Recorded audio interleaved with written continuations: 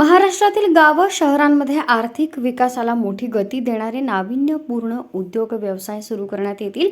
देशाच्या विकासासाठी मुंबईचाही कायापालट करण्यात येत असून या ठिकाणी आपली गुंतवणूक करावी असं आवाहन मुख्यमंत्री एकनाथ शिंदे यांनी केलं.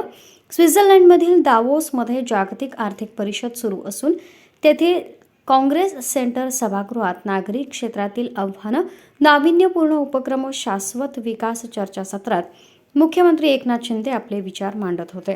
मुख्यमंत्री आपल्या भाषणात म्हणाले की जागतिक बँकेच्या अहवालानुसार जगातल्या अनेक भागात तंत्रज्ञानाच्या जोरावर नाविन्यता पुढे आली आहे.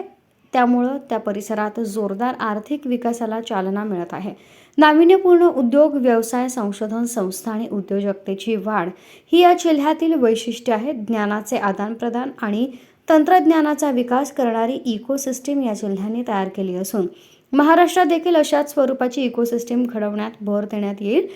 भारताची आर्थिक राजधानी असलेल्या मुंबईत स्टार्टअप आणि व्हेंचर कॅपिटल संशोधन संस्थांसाठी लवचिक आणि इकोसिस्टीम आहे. प्रधानमंत्री नरेंद्र मोदी यांचे मुंबईतील पायाभूत सुविधांच्या विकासासाठी नेहमीच मार्गदर्शन आणि प्राधान्य आहे. नीती आयोगाने देखील तंत्रज्ञान आणि गुंतवणुकीसाठी मुंबईला एक आघाडीचं शहर म्हणून केंद्र म्हणून निवडलं आहे. आपण सर्वांनी मुंबईच्या माध्यमातून भारताच्या विकास गाथेत सहभागी व्हावं असं आवाहनही मुख्यमंत्र्यांनी केलं. नवीन शहरे आणि नागरी केंद्रे स्थापन करून स्थानिक पातळीवर शाश्वत आर्थिक विकास होणं आवश्यक आहे.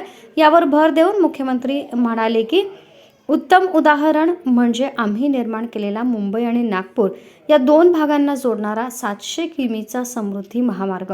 या महामार्गालगत आम्ही औद्योगिक टाउनशिप उभारत आहोत. खऱ्या अर्थानं शहरी विकासाची संकल्पना साकार करणारा हा पहिला महामार्ग असेल.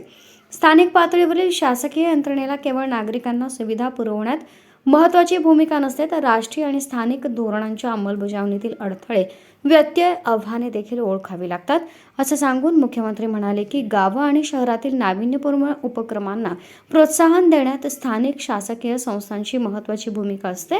यावेळी आपले उदाहरण देताना मुख्यमंत्री म्हणाले की माझे स्वतःचे कुटुंब मुंबईपासून 300 किलोमीटर दूरवरील कोयना धरणाच्या कामामुळे विस्थापित होऊन ठाण्यासारख्या ठिकाणी आले होते. त्यावेळी येथील लोकांना झोपड्यात राहावं लागत होतं. अनेकांना तर स्वतःची घरं नव्हती. आता आम्ही नाविन्यपूर्ण क्लस्टर विकासातून ज्यांना घरं नाहीत अशा 30,000 झोपडीवासियांना तिथं घर देत आहोत. एवढंच नव्हे तर अधिकचे चटई क्षेत्र वापरून उद्याने, मोठे रस्ते वगैरे सारख्या सुविधा उपलब्ध करून दिल्या जातील. प्रधानमंत्री नरेंद्र मोदी यांनी भारतीय अर्थव्यवस्था $5 ट्रिलियन पर्यंत विकास करण्याचा उद्दिष्ट ठरवलं असून सर्वाधिक शहरीकरण आणि सर्वाधिक औद्योगिकरण झालेल्या महाराष्ट्राचे यात $1 ट्रिलियन इतके मोठे योगदान असणार आहे असं सांगून मुख्यमंत्री म्हणाले की मुख्यमंत्री म्हणून विशेषतः मुंबई आणि ठाणे परिसरात निवासी घरांची कमतरता हे आपल्या समोर सर्वात मोठे आव्हान आहे.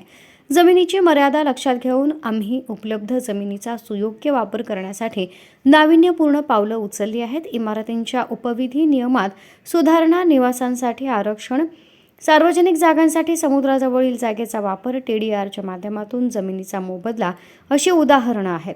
क्लस्टर डेव्हलपमेंट यासारख्या योजनेची सुरुवात आम्ही केली. त्यातून सामुदायिक विकास करून जमिनीची बचत करता येऊ शकते. एक वेगळी भूमिका घेऊन झोपडपट्टीतील रहिवाशांचं पुनर्वसन आम्ही सुरू केलंय.